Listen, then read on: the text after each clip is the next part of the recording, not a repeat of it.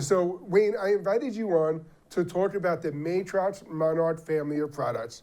And you are the perfect guy to join us because for our dealers who haven't met you at one of the trade shows you've been at over the years, this is Wayne Andrews, the product manager for the Matrox Monarch family of products. Welcome to the show, Wayne.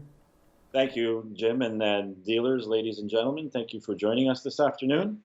We are very happy to have you.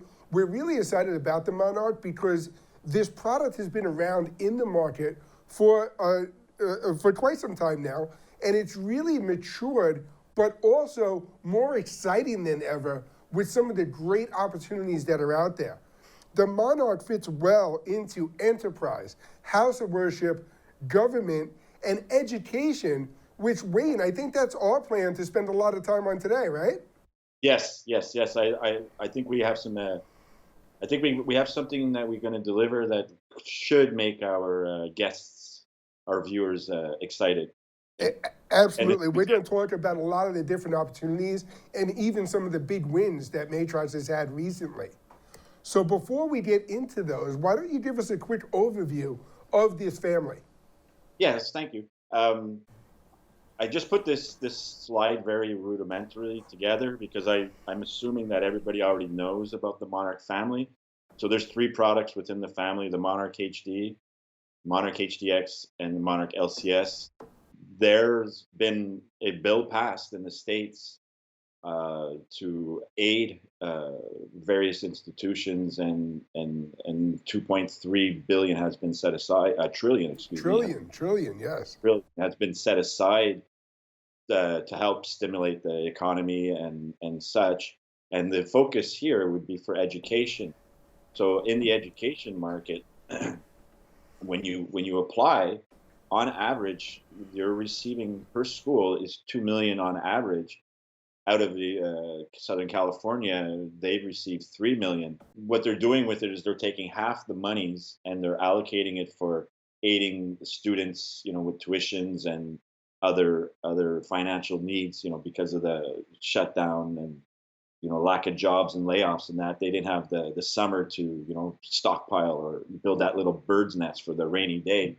So some of that money is going towards that, but the other half of the money is going dedicated to building into teachers' technologies, either brand new investments or upgrading current facilities, which includes, the everything from a school that doesn't have lecture capture currently, so they have to find their lecture management, learning management system, or their video management system, LMS and VMS respectively, and then they have to find either buy new computers or dedicated hardware that's can be installed and integrated with those VMSs to be autonomous to the classroom, where no interaction is required by the professors or anything like that to record their lectures.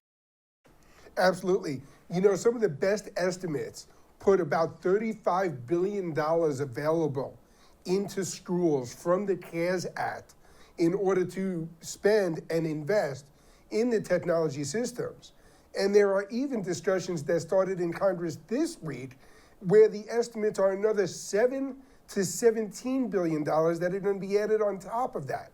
So all of these opportunities that we're going to talk about that were created through the CARES Act and these funds available for education only look like they're going to be expanded even further for schools to make the technological investment and to develop something that we know as hybrid learning, which is going to be a combination of live in-classroom education, video on demand, and remote learning, or even, Wayne, I love this slide where we talk about HyFlex.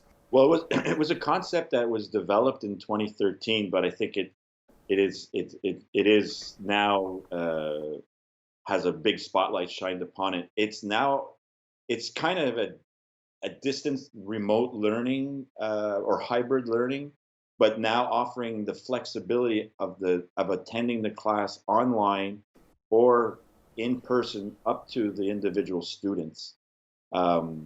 Some with underlying healthcare issues or that don't want to risk themselves or being potentially exposed to the virus within the classroom, excuse me, could opt to attend all classes in person, but remotely, participating remotely.